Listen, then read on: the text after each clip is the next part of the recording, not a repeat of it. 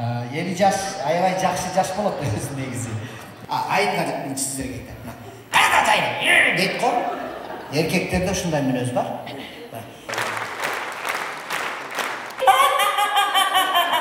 Маңдайга жазганы чын болгон болсо, мен маңдайым вообще черновый болуп кеткен экен да. Не каждый локальный индивидуум не их право игнорировать тенденция диалектического материализма. Молчи десе, молчи экенин да билет экен да.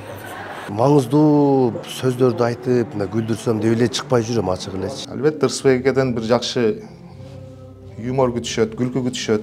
Бул киши эми өзүнүн кызматын билсе керек. Мен тамашалап калам Рысбекти. Рысбек сен качан? Рысбек сен менен теңдерин ашым берип атат деп таңкалып калам. Тамашалап калам кээде. Кандай саке жакшы салдыңыз деп чыкарамчы. Как будто кичинесин эч нерсе болбогондойчу. Быйыл 50 жылды 50 жаш үчүн гана бергенге муктаж болгон үчүн гана мындай баягы көп коркунучтарды 50 жаш жеңип кетти да. Сен беришиң керек, сен юбилей бул, концерт эмес дегенде болуп кетти окшойт деп өзүмдүн оюм, жеке оюм. Баарыңыздарга салам, Жылдыз Тайм YouTube каналынын катталуучулары жана көрүүчүлөрү. Бүгүн Токтогул Сатылганов атында филармонияда бир жакшылык кече болуп жатат. Белгилүү кудул Рысбек Жантүрөев агабыз өзүнүн 50 жаш юбилейин өткөрүп жаткан кез экен. Аябай буюрса концерттен кыскача репортаж беребиз. Ал эми Жылдыз Тайм YouTube каналга кимде ким катталган эмес болсо катталыңыздар жана ошондой эле комментарийге сөзсүз түрдө өз оюңуздарды алып барчу тантырабай жакшыны алып барчы же болбосо алып барчу такыр алып бара албайт экенсиң, алып барганыңды өзгөртчү деген комментарийлер болсо да боло берет. Сөзсүз түрдө өз оюңуздарды жазыңыздар жана ошондой эле жакты деген белгини басып койгонду унутпаңыздар. Биз менен бирге болуңуздар, алда концерттен кыскача репортаж. Ели жаш аябай жакшы жаш болот өзү негизи. Ели жаш бул 50 жашты өткөрүп алыпсың эми, көпчүлүк айтты да, мына 50 жаш эми сен 50ге чыгып калдың да деди да. Анан эми сен 50ге чыгып калган менен 60ка чыккандарга сен молокосос элесиң да. Жашылып аласың дегеним ошо. Алдыда дагы көп ийгиликтерди жарата бер. Баягы ким Али Султан кичине эмегенизге тоюңузга бир аз чыгармачыбызга калпак кийип турчубуз. Ошо мага алып келип кийгизген айттым эле, чоң калпак эмне кийсек. Мисалы сен өз нейси болуп калат. Мага тилинде чапак болуп калат эле да. Сага красивый. Ешкісіне суық болды ішіне не алсындар.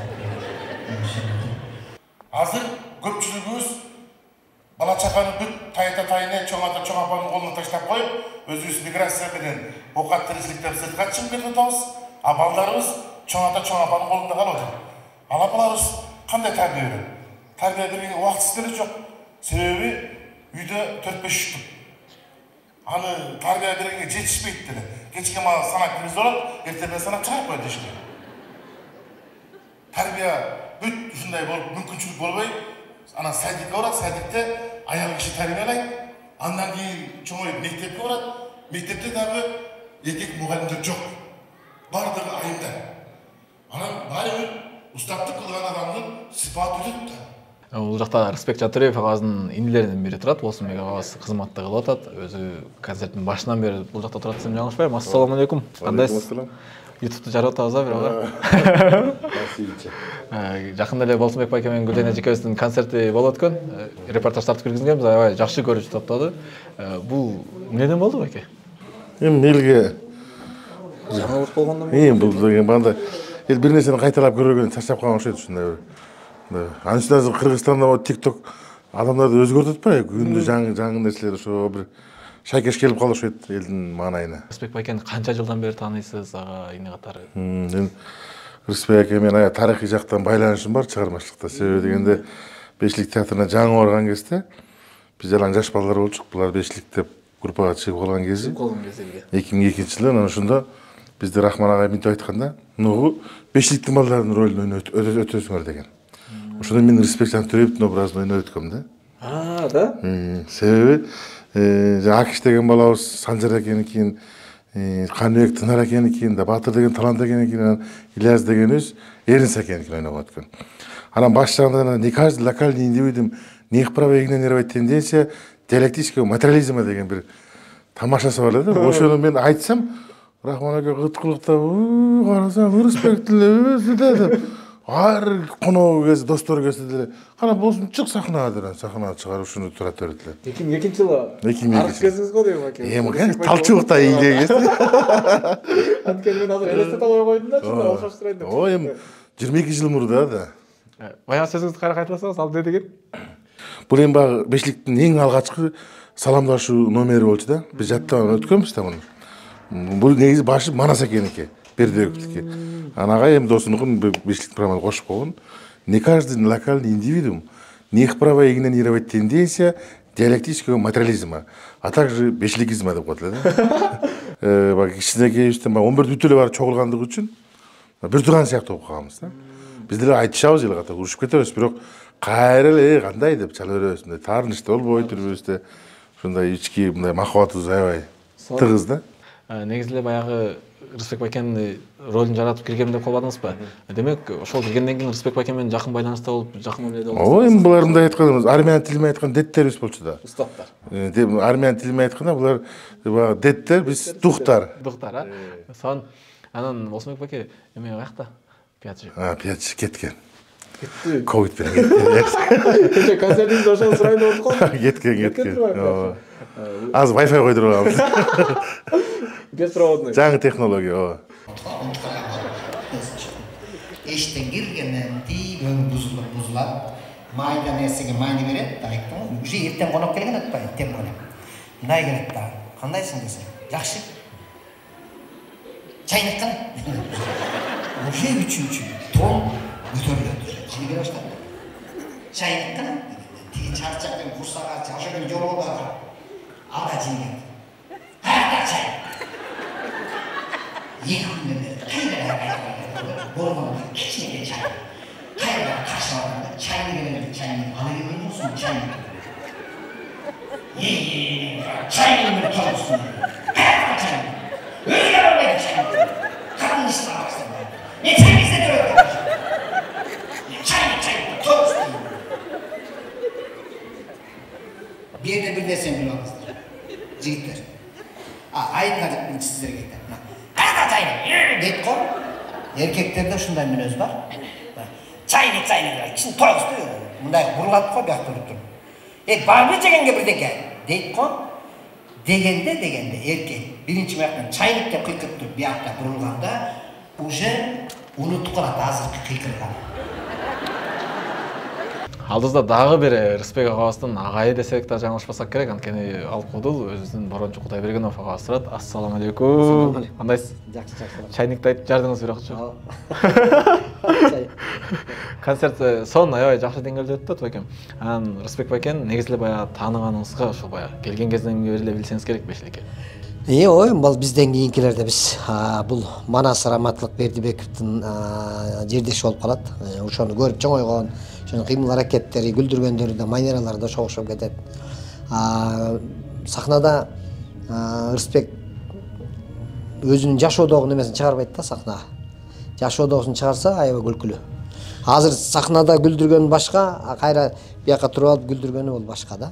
Баары эле ушинтип чынында баягы Рысбек жашоодо аябай баягы ар бир үч сөздүн экөөсүнө ошо Манас экөө балким жердеш. Манаста да ушундай характер бар болчу. Азыр закулюсам келип чогулуп атпайсызбы? Ошондо Манасты карап турушат деп баары мынтип аз күлдүрөт депчи. Баардык тегеректе кудулдарчы. Азыркандай мында да ошондой мүнөз бар. Азыр бир мындай концерт уюштуруп калдык. Карабалтага концерт коймокпуз анан. Негизи администраторлор алдыга барып концерт уюштурууп анан күтүп туруш керек да. Анан биздин Жарашбек деген администратор бар, менин эмесим, досум. Анан ал концертти барып уюштурат дагы. Алдыга барам деп кечигип калыптыр да. Анан кечигип калып, биз менен кошо кетиш керек болуп калды. Анан машинеге келатсак жолдо кете турган Карабалтага тиги жерде фучикте туруптур да жолтос. Жолдо турат. Анан ай Жарашбек биякта туруп ала кетели деп анан отургуса эле десек, аркасында кыздар отуруп алган, бияка отуруп ашкан, анан место жок болуп калып, эң арттагы отуруш керек болуп калды да. Анан багажды ачып туруп ар жагынан киргизип, отургузуп койдук. Анан жанымда бул отуруп кетип атат. Рысбекчи, анан кетип атып атып. Яке администратор негизи алдыга барып уюштуруш керек деди. Анан эчтеке оюм жок анан. Ооба дедим да. Алдыга барып туруш керек да, турабы дедилер. Оо дедим. Десем тет. Биздин администратор артта келет аткан деди. Эми сен күзгүдөн, мындайына күзгүдөн карасам, биздин администратор минтип алып аркабызда келет турду анан. Мындай бир внезапный немелерге жооп бергенге юмору мындай бир эмече да, импровизациясы аябай жакшы. Бирок ошону эмнегедир мына сахнадан көп колдонбойт да. Анан баарлар айтышат. Сахнадан ушуну айтсаң болобу деп элечи анан. Макул деп коет анан. Өзү жашоосунда аябай тамашакөй жигит, анан өзүнүн мүнөзү дагы мындай кечинде эгерде ачуусу келип бирөө менен уруша кетсе, мен де ошондо болду. Кечинде кичине бир эмеден концерттен келиш, мен үйдө эмеде жатам, гостиницада. Майрамда барышкан окшойт. Келди. Анан келип, мен Абдулда улуулар эле, биз жалаң улуулар отурабыз. Бул келди да биз үчөөбүз тең карап алып, кыйынсыңарбы силер, өзүңөрчө эле булатный болуп эле, бириң Абдулда болуп эле, бириң Борончу болуп эле, деди. Анан биз унчукпай күлүп койдук, карап отурабыз.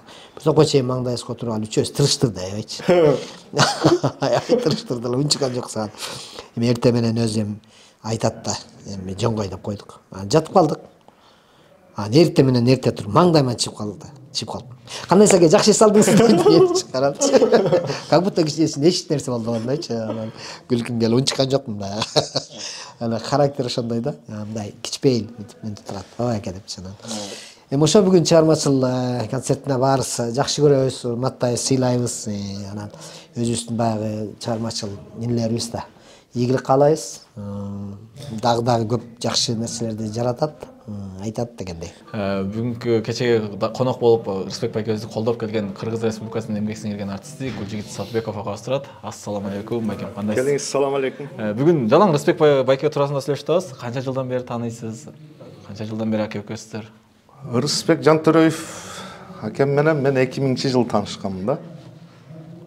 Анда бул киши демек 26 жашта болгон экен. 26 жашта, 2000-жыл, 24 жыл болуптур да. 24 жыл болуптур. Биздики деле дата экен өзүнчө. Бул 24 жыл тааныш, билиш, аке болуп жүрүш, демек бир жакшы бир сапаты бар, адамгерчилиги бар да, кармап жүргөн. Биз эми көптөгөн концерттерди өткүздүк. Көп концерттерибизге барып кызмат кылып берди. Бул кишиникине биз дегендей баягы чыгармачылык. Бул кишиде ушундай бир кичпейлик бир сапаты бар. Ал дүйнөдө жоктор.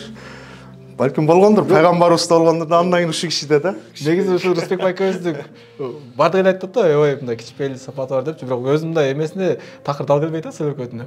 Ушундай здоровый мындай калып кое тургандай көрүнөт го, бирок аябай кичпейил, жумшак, ушундай мамилеси. Балким мен буну балалыгымда карап көрүш керек. Себеби тайнем колунда чоңойгом дейт. Ал жакта да көп маселе бар деген. Тайненин колунда чоңойгон деп калдыңыз. Сиздер да тайненин колунда чоңойгонсуз да. Кемпирдин колунда чоңойгонбуз, тайнем колунда. Бир тарбия демек, мындайча айтканда. Окшош эле болот го дейм ушундай баары. Жана Тынар байке тамашалап айтып калды, 50 жаш эми алдыда бардыгы деп. Буюрса Рысбек байкеден да биз да күтөбүз. Токтотпой ушундай концерт берип туруш, ошону эл анткени сагынып калат экен. Элдин сагынганы кадимгидей көрүнүп турат. Себеби менин билишим боюнча бир 10 жылдан бери концерт бериле экен, өзүнүн жеке концертинчи. Ошол мындай келген элден көрүнүп турат да, баягы эмоциядан байкалып турат. Мындай да, жашоодо бир өзү экиге бөлүп караса да жакшы болчудай да. 50ге чыгыш өзү бул бир чоң маселе экен да. 50ге чыгыш. Себеби 40 бул кыл көпүрө деп коет. 50ге чыгып алыш бул өтө чоң маселе. Анан 50ден кийин ар жагы жайлоо деп укканмын. Эми бул кишиге дагы ошол юбилейлик бакыт, чыгармачылыгына даңгыруу болсун, дөөлөттүк арылып берсин. Айтор ушу жайлоо болсун бардыгы. Кече бир телевизордон көрүп калдым. Бир аксакал 110го чыгыптыр, айланайын. Кытай аксакал. 110го чыгыптыр. Анан бийик тоого, асказоого чыгып алыптыр. Асказоого чыгып алып, анан эки бутун эки ташка коюп алып, мындай шпагатта отурат. Көпчүлүк көрүп таң калып атат. 110го чыккан киши мына шпагатта отурат деп. Мен анын шпагатынан деле таң калган жокмун. Ошол тоого кантип чыгып алды, мен ошого таң калып атам. Кантип чыгып алды? Айланайын, булардын жегени жылан, вака, торут комурсуз экен. Эгер бизге окшоп чучук, казыр артта жеген болсо айланайын 400-800 жаша болайын да. Эми жаш албетте ошо Алла Тааланын немесинен эми чындыгында ушундай экен. Тынар досум 50ге чыгып калдым деп келип калды шабылда. Ой, эмне кылабыз деп. Счётчик айланып кетиптир десем. Мен аркасына чоңшуп койбойсуң дейт.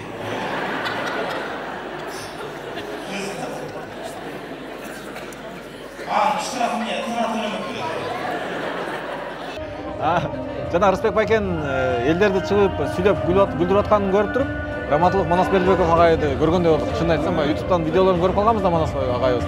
Анан ушундай талант бар экен, 10 жылдан бери эмнеге концерт койбой жүрөт? Эмне себептен деген суроо келди да бизге. Бул Рысбек өзү мындай жашоодо эле кудул да. Турган турпаты ар бир сөзүн бир 3 сөз сүйлөсө ошонун бирөөсү күлкү да мунукучу. Анан айтасыз, мынаны сахнага алып чык десең эле, эл күлбөй койсоң эмне кылам? Коркок да булчу, корко берет. Ушул эле айтып аткан сөздөрдү Тынар алып чыгат сахнага, өтөт элдерге. Тынардын, между прочим, сүйлөп аткан сөздөрдүн бир 50% эле ушу Рысбектики. Жашоодо эле айтып жүргөн сөздөрүн сахнага алып чыга берет да. Тынар негизи куйма кулакта сразу уктуу запись кылат да алып чыгып ура берет.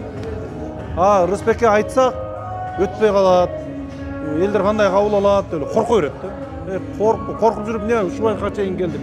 Коркпо, ушуларды деле алып чык десең деле мындай рамканын ичинен чыга албай эле кыйнала берет да. Мына бешликтин дагы бири аябай бизге таанымал кудул байкебиз Тынар Курбаналиев агабыз турат алдыбызда. Ассаламу алейкум байкем, кандайсыз? Алейкум ассалам, куш келипсиңер. Бир 2 ай болуп калды. Интернет желесинде менде бир дос бар деген баягы передача ачып калганыңыздар Рысбек байкем. Анан чындыгында көрдүм да баягы буга чейин билчү эмес экенмин Рысбек байкем ушундай жакын дос экениңизди, баягы аябай мындай ачылыпсыздар ошол жердечи. Көпчүлүгү ошондон кийин билди окшойт да сиздер ушундай жакын экениңиздерди. Эми чыгармачы чөйрөдө жүргөн адамдардын мындай көпчүлүгү билчү, бирок коомчулук көп жакшы билчү эмес. Анан Рысбек экөөбүз бирле сахналаш дос эмес, Рысбек экөөбүз тууганчылыктагы жабыш бар. Рысбек дагы Мундуз уруусунан, мен дагы Мундуз уруусунан, ошо Мундуз уруусунун балдарыбыз деп жүрөбүз, экөөбүз тууган болуп катышып жүрөбүз. Анан бүгүн досум мына 50ге чыгып олтурат. 50 жылдык ошо юбилейлик концертинде жакшы даярдык менен келип отурабыз. Чынын айтсам, бул концертти бир 10 күндүн ичинде гана мен келип калдым. Репетициясын бир 2 жолу гана келип калдым, жолуп гана. Турмуш шартка байланыштуу мүмкүнчүлүк болгон жок такай келип турганга. Ошон үчүн мен бүгүн бир сатираны Рысбек досум менен ойнойм, бирөөнү Борончо байкем менен ойнойбуз. Негизи экинчи термеде ойнойбуз. Анан досум бүгүн 50ге чыгып отурат. Азыр Келдибек байкеге сүйлөшүп отурсак, Келдибек байке дейт, Рысбек сахнада сүйлөп атса, азыр 74-төмүн дейт. Анан ойлонуп отурсак, мындан 24 жыл мурда Келдибек байке бизге бата берген ушул спорт сарайында концертте. Азыр 74 деген, какара ушул Рысбектей кезимде бата берген экен деп Келдибек байкеге сүйлөшүп отурабыз. Эмне дейсиз эми, заман убакыт деген учкан куш. Ошентип убакыт өтүп, ары томолонуп, бери томолонуп, ысык суукта жүрүп, ысыгына күйүп, суукка тоңуп отуруп, Рысбек өзүбүз бүгүн 50 жашка чыгып отурат. Мына алдыбызда бешликтин бири Талант Анарбаев турат. Көптөн бери бул байкебизди көрдүлекпиз. Ассаламу алейкум. Кандайсыз? Денсаулыктарыңыз жакшыбы? Бүгүн Рысбек байкебизди куттуктап келип калдыңыз. Буюрса, өзү сахнадан алыстап кеттим эле, көптөн бери чыкпай. Бирок кадимгидей сүрдө болду. Толкундо болду. Анан эми чогуу жүргөнбүз жаш кездечи. Анан келбей койсоң туура эмес болуп калат. Өтө деле даярдык күчтүү эмес, куттуктап коюп келдик ушул. Буюрса Рысбекке даңгыр жол, ийгилик иштерине. Негизи баягы сахнадан алыстап кетип калбадыңызбы? Анан баягы азыр сахнага чыкканыңызды көрдүк. Дагы деле ошол бойдон экенсиз байкем. Ошол күчүңүздө экенсиз. Сүрдөгөнүңүз чын айтсак бизге билинген жок. Анан өзүңүз негизи баягы сахнаны сагынышсызбы? Элдин колдоосун, кол чапканын. Элдин кол чапканын, колдогон албетте сагынасың, бирок мындай да маңыздуу сөздөрдү айтып, мына күлдүрсөм деп эле чыкпай жүрөм ачык элечи. Бирок убакыт көрсөтөт, ушундай ниетим бар. Эсте кала турган кылып туруп даярдап коюшум мүмкүн. Азырынча мындай эптеп эле күлдүрүш эмес максатчы. Анан ушул баягы бешлик менен чогуу убагында гастролдоп концерт коюп жүргөнсүздөр да. Азыр мен бул жактан кирип келе жатып эле сиздерди көрүп аябай сүйүндүм чынында. Ушундай уже бардыңыздар чоң киши, уже 50 алдыңыздар 50 болуп калыптыр уже. Кандай сезимдер болуп атат негизи баягы бир эстедиңизби өткөн кеткенди? Мен ушул кайра атып атам, 50ге чыгып калдым. Келдибек Ниязов абабыз бизге бата берген 50 жашта экен эле. Азыр 74 жашта. 74-кө чыкты. 74-кө чыкты. Убакыт деген бул өтө мындай. Убакыт кылыч менен чаппасаң сени убакыт чабат дейт го. Ошону сыңар биз эми жашоонун маңызы эмне экен да ушул. Эмне тартуулай алдык элге, жакшы нерсе бере алдыкпы? Анан жараткан астында эмнелерди аткара алдык? Ошол ойлондурат мени. Ошол эле. куудулдар айрыкчасы көп байкайм да, баягы ырчылардын ушу жандуу ырдагандарына көбүрөөк басымдуу жасап, баягындай фольклордук комуз менен ырдагандарга көбүрөөк басымдуулук жасайт эмеспи? Негизи эле Рысбек байкелер менен көптөн бери эле ушундай концерттеринде колдоо көрсөтүп. Рысбек менен мен биринчи жолу бирге сахнага чыгып атам. Негизинен сахналарга эми мен деле баягы жаңы аттанып келатам да чыгармачылыккачы. Анан бүгүнкү мени элдин кабыл алуусу аябай жакшы болуп, азыр жүрөгүм сүйүнүп турат. Негизи элдин маанайы жакшы. Мен ойлойм, баягы Рысбек байкенин көптөн бери концерт бербегенин себеби болсо керек, анткени чындыгында баягы эл сагынып калса ушундай бир эмеде болот эмеспи, эмоцияда ушундай күтүүдө. Азыр элдердин аябай маанай шатып турат. Анан негизи эле баягы канча номер аткардыңыз? Мен 2 номер аткардым. Анан бул жери кызык болду да магачы. Биринчи ырды баягы тональностька жараша күлөп, анан экинчисин өйдө көтөрүшүм керек эле да. Аны унутуп калып эле шарт эле баштайып турдум да, анан бир куплет ырдагандан уже низки болуп калды да, анан кечирим сурап күйлөп эметсем элдер аябай огошуп эле кол чаап мени монтип коюшту да. Анан аябай сүйүнүп калдым. Просто баягы эстрадныйга караганда комузду көбүрөөк сүйүп калыптыр да, эл ошону күтүп калыптыр да. Элдин каалоосу, талабы ошондой болуп калыптыр деп түшүндүм да менчи. Анан мен бир байкаган жерим дагы баягы залды караңгылатып коет эмеспи, көбүнчөсү баягы эл отурган жердечи. Жарык болуп турат залы. Азыр жап-жарык болуп турат. Биз ушул бир концерттен көрүп калган эле, мен элди көрүп мындай концерт койсом жакшы болот деп ошол эмеде колдонуп атат го дейм. Анткени чындыгында эл менен баягы артисттин аралыгы. Негизи Рысбек, баягы Рысбекке кайрыла турган болсом, Рысбек чындыгында өтө таланттуу да. Мисалы кээ бир артисттер болот го, жашоодо такыр башка, мындай сахнада башка болот го. А Рысбектики наоборот, жашоодо башка, сахнада башка да. Жашоодо аябай наоборот эме да, мындай күлкүлүү десем болот да. Анан сахнада деле күлкүлүү го, бирок баягы ошо жашоодогу нерсени кайра сахнада антип же билбейм, же ачыла албай жатабы, но бирок күчтүү талант да чындыгында. Мен эми Рысбекти кыз кезинен бери тааныйм деп коеюн, чогуу окудук экөөбүз. Кенедей кезинен чогуу окудук. Анан биз группалашым болот да мен. Биз 3 жыл 10 ай.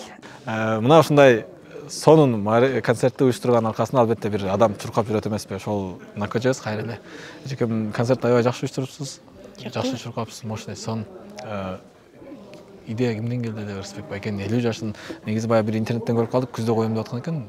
Февраль. Мен ушул жерде жүрсөм Рысбек байке чалды. 3 ай мурун го. Накуай быйыл 50ге чыгып атам деп, анан мен негизи концертти такыр токтотпойм. Келсанда кайсы күн бош экен, жүргүз кирип чыгалы деп эле Кыргызбай байке кирсек эле 20 февраль бош экен. Жанымда акча жок эле деди, мен концертке такыр кармагайм, шак менде бар деп мындай. Чөнтөк бир болуш керек дегенде ойлойм да, шак төлөп туруп чыгып кеттик. Анан Рысбек байке мынтип койду, мен күткөн эмесмин, ошондон бери уктай элекмин дейт. Сон бирок аябай жакшы концерт уюштуруп берипсиз. Чындыгында келген коноктор да жакшы, элдин да маанайы жакшы кетти. Негизи эле баягы концертти койгондо сиздер мындай убактысын аябай мындай элдин купуна толтуруп коет окшойсуздар эжекем. Бир күн концертиңиздерде да элдердин мындай кеткенин, мындай бир наразы болуп кетаткан элди көрбөдүм да, элдер менен кошо кетпедик биз дайыма. Бара-бара иштегендечи мындай. Эми 1 жыл эмес, 2 жыл эмес, мен концертти, чыгысты концерт уюштурганыма 15 жыл болду. Аралашканыма 23 жыл болду да. Жалпысынан. Анан бара-бара такшалат экенсиң, кайсы өтөт, кайсырчы өтөт. Элдин деле ошо азыр билет кымбат болуп калбадыбы? Мурда 300 сом болсо 1000 сом. 1000 сомго деле келгенге ыраазы болуш керек да. Ыраазы болуп, эл дагы ошо купулуна толуп кетиш керек деп. Ырчылар менен ушу темада сүйлөшүп калдым азыр менчи. Ырчы болобу, кудул болобу, билетибиз 1000 сом эстеңсе, программаны жакшылап коелу деп калдым да. Анан эме бир анекдот айтып берейин, сиздерге бир жылмая болсун. Бир малчы досум бар эле, Закирбай деген. Малчы достор шаарга түшпөйт экен да. Бир жолу Москвага жол барып калганын билбейм, топтум. Ошол Москвага барып алып, бир женский ажатканага кирип алыптыр да байкуш. Анан барып эле Закирбай деген досум ача калса эле Закирбай десе, ой. Мен атым айтам билет бул деп турбайм. Сурайынчы калдым биз. Мен атым аяктан билесиз да, малчы десе, малчы экенин да билет экен деп атат. Ой деп. Ошо сарындай. Эми концерттик гастролдо көп эле окуялар көп болот. Мисалы сотка жаңы чыгып атканда мен аябай таң калгам. Бир жолу сотка жаңы чыгып, жаңы неге жатканда элдерди көргөндө, о, байке, крутой экен десиз да, мындай зум жолу сүйлөшүп өткөн деп. Ошентип гастрол жакшы болуп калып, анан келинчегим экөөсүгө бир сот болгон илгери. Аябай жүзү чоң байып койгон, ал сотка разыйсың, тик. Бүгүн эми бир башкача концерт болду.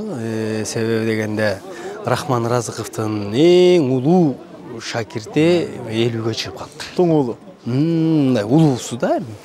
50-ге чыгып, момунтип 50 жашынакай юбилейин берип, ошол жерде Рахман Разыковдун шакирттери кызматта болдук. Эмелери, кенжетайлары. Кенжетайлары.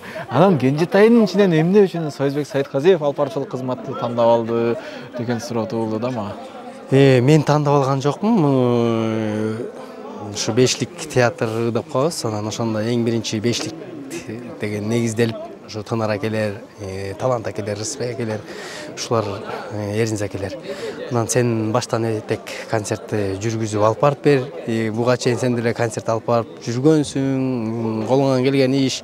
Ман аябай айтпашың керек жардамың дегенден келдик ошо.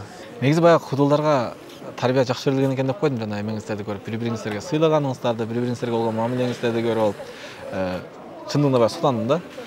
Бул тарбиянын баардыгы ушул Рахман байкеден берилди дейм, а? Ооба, Рахман Разыковдун тарбиясы, анан бул баягы бир сөз бар да. Бул үйдөн да болот тарбия, көчөдөн да болот тарбия, тарбияны ар кайсы жерден аласың. Анан баардыгын чогултуп, анан жууруп, анан бир татынакай бир тарбия чыгарып аласың дегенде, анан ким кандай тарбия чыгарып алган болсо, жашоосунда ошого жараша эле жашай берет. Паспорт 10 жылдык болот экен, срогі. Бүтүп калса алмаштырыш керек экен. Праводагы 10 жылдык болот экен, бүтүп калса алмаштырыш керек экен. ЗАГС бул төбөлүк болот экен. Мен 50 жылдан бери мындай ойлонуп көрсөм, паспортко караганда ЗАГСты көбүрөөк алмаштырып атырмын да. Маңдайга жазган экен. ЗАГСтагы эжелер да таанып калыптыр, жөн эле жанынан өтүп кетсем, пияк Рысбек дейт. Жок, пиякка жете элек деп койдум. Маңдайга жазганы да, маңдайга жазганы ушул экен. Кээ бир айтып калат, нике кайып, ана маңдайга жазганы деп көп айтышат. Мен ойлоп калам, маңдайга жазганы чын болгон болсо, мен маңдайым вообще черный болуп кеткен экен да. Чын? Так, биринчи аялы деп жазат да, болбой калды, кайра өчүрүп. Ким дагы кылса бул келесе го деп мага да издеген окшойт дейм да. Кайра экинчи аял алып келдим. Болбой турбайт деп кайра өчүрүп. 50 жаш кут болсун. Рахмат силерге, рахмат. Алла разы болсун силерге. Концерт сон жакшы өтүп атат. Ошондо да сон. Рахмат. Пелиңизге жараса болгон. Бар, пелден деп коет. Пелден. Анан Рысбек байке, акыркы 10 жылдан бери концерт берилди экенсиз да? Ооба. Мен сизди мындай иниңиз катары уруша кетейинчи. Эмне бербей жүрөсүз? Мен мындай, мен ачык айтайын силерге. Мындай да бул концертте бериш адам биринчи өзүн өзү күзгүдөн караш керек экен да. Бул биринчи эл мага келбей калабы деген коркунучтар турду. Ошончо балдар мени коркоксуң дейт да. Анан биринчи мен товарларым баягы номерларым кандай болуп калат. Анан быйыл 50 жылды 50 жаш үчүн гана бергенге муктаж болгон үчүн гана мындай баягы көп коркунучтарды 50 жаш жеңип кетти да. Сен беришиң керек, сен юбилей бул, концерт эмес дегенде болуп кетти окшойт деп өзүмдүн оюм, жеке оюм. Көрдүңүз да? Көрдүм. Болсо койсо болот экен деп көрсөтөм. Суранабыз, жыл сайын жок дегенде бир 2 жолу, 1 жолу берип турушуңуз керек экен. Анткени Рысбек байке мен сизди тааныйм да. Бирок мындай талантыңызды чынын айтсам билбейт экенмин. Бүгүн концерттен көрүп, Рысбек байке ушинтип чын болуп кеткен. Эмне анан концерт бербей жүрөт деген чындыгында туулду да мага. Туура айтасың. Мен буга чейин неме да баягындай дагы деле өзүмө чоң кудул эсептебей эле жөн эле чоң кудулдар менен немелер менен көп жүрдүм да. Мындай кичине болсо дагы билим жакшы да бар. Баягы мисалы үчүн мен кудул болом деп аткандан кийин чоң кудулдар, кичине кудулдар, бүт кудулдардын күлкүн системаларын бүт келип анан 50 жашымда отчет бердим да мен. Буга чейин 3 жолу бергем. Буга чейин 3 жолу бергенсиз. Бергем, биринчи сүйүм айрамында жаш кезинде. Анан алар эл катары өтүп кеткен да. Мындай эффект берген эмес дейт да азыр ойлосомчу. Бирок баягы чоң адамдар менен жүрдүм, дагы деле өзүмдө убактысы келди дегенде сезип көрсө андай эмес экен да, убакыт өтө берет ооба. 50 жаш. Ошондой. Негизи баягы Гүлүк байкем айткандай 50 жаш бул оңой жаш эмес. Бизге да насип этсин ошол. Силерге да 50 жаштан да көп буюрса көп жашаңыздар. Сахнада жүргөнүңүзгө 25 жыл болуп калды. 25 жыл болуп калды. Анан азыр бизде чын айтсам 1 жылда чыгып туруп звезда болуп кеткендер көп. Жок, бар. TikToktан эле 1 секундта кеткендер бар экен. Сон баягы кесиптештериңиз тамашалашып айтып калбадыбы? 25ден 2 жолу чыктым, 25ке чыгышыңа куттуктайм деп жана бизге каалоо тилектерди айткан да. Анан байке сөздү токтотпоңуз. Аябай сон. Рахмат сиздерге. Эгер ушундай эмеде кете турган болсо, мен ойлойм, билбейм, баягы кадимки эле Манас Бердибековду элестеттик да. Сахнадан көрүп отуруп. Туруп алды жана YouTube'да видеолор бар го, элдерди күлдүргөн. Ошол Сөйлөгөтүңүздө эме туруп атыңыз полный окшоп экен да. Болгон сиздин костюмуңуз көп экен. Раматов Манасбердиковду калкып. Жок, башында ак менен чыктым мен да. Себеби неме болду? Ошол айтылып аткан сценарийлердин баарын өзүм жазгам да. Буга чейин Рахман Разыков агайыбыз, кудулдарыбыз жазчу да. Анан мунусун да точно өзүм жазгам. Өзүң жазган жаман болот экен. Өзүң ишенбей, туура жаздымбы, же бирдемени тамтырап аламбы? Жаман ой да бул өзүки жанр жаман го баягы. Бул укмуш жанр да. Анан ошону убакыт болсо аз калды, эгер дагы өзгөртүп берейин десем, дагы өтпөй калчудайм да. Убакыт болсо аз калды, тамтырабайм деп мен ушул жана сольныйды коюп бергичекти. Ойдо жүрдүм, сен менен күлүп жайнай берем, бирок оюм ушакта турду. Анан ошол сольный өткөндөн кийин бир моюнума бир жүк алынгансып, анан карасам элге да удачный кетти да, ошого сүйүнүп калдым. Негизи баягы эмеңиз өзүңүздүн баягы элге берген күлкүңүз аябай сонун болду. Рахмат. Баягы концертти мындай деңгээлде күткөн эмесмин, чынын айтсам. Жакшы, рахмат. Анткени баягы сизди тааныгандар, мага ошо мен баары эле тааныса керек, бирок талантыңызды билбегендер көп болсо керек. Бар да, мен бере элекмин да эч кимге. Кесиптештериңиз да айтты да, бул ушундай коркок, бирок чындыгында аябай жакшы жазат сатиралар депчи. Анан ушундай болсо, фирма болсо бул жакта сатира жаза турган. Өзү эң главный көйгөй ошол да баягы. Кандай сатира жазсам болот экен, элге өтө турган сатира жаза аламбы, жаза албаймбы деген. Анан ушундай сатиралар жазсаңыз сөзсүз түрдө бул жылына бир 2 жолу отчет беришиңиз керек. Берсем болот бекен? Ооба, 50 жашта эле байке. Ушуну биринчи жолу сенден уктум. Рахмат, Алла разы болсун. Эми сен айткандай коёмун да. Сөзсүз түрдө видео сөзсүз түрдө баягы кепилдик болуп калсын. Мына ушундай сонун бир жакшы маанайдагы концерт Рысбекжан Төрөев агабыздын 50 жаш юбилей концерти соңуна чыкты. Зал бош, элдердин баардыгы үйүнө эсен-аман жетип алсын. Ал эми концерттин кыскача репортажын толук аягына чейин көргөн болсоңуз, сөзсүз түрдө сиз да өз оюңузду жазыңыз. Чындыгында концерт кандай болуптур? Бир аз да болсо кыскача материалдарын киргиздик. Жана ошондой эле жакшы каалоо тилектериңизди, андан сырткары алып баруучу болгон комментарийиңизди сөзсүз түрдө жазыңыз. Жұлдыз Тайм YouTube каналы сиздер менен биргеликте дайыма ушундай жакшы жаңы концерттерден эң биринчилерден болуп, кыскача репортаж чыгарып бергенге биз дайыма даярбыз. Кызматыбызды токтотпойбуз. Сиздердин колдооңуздар менен.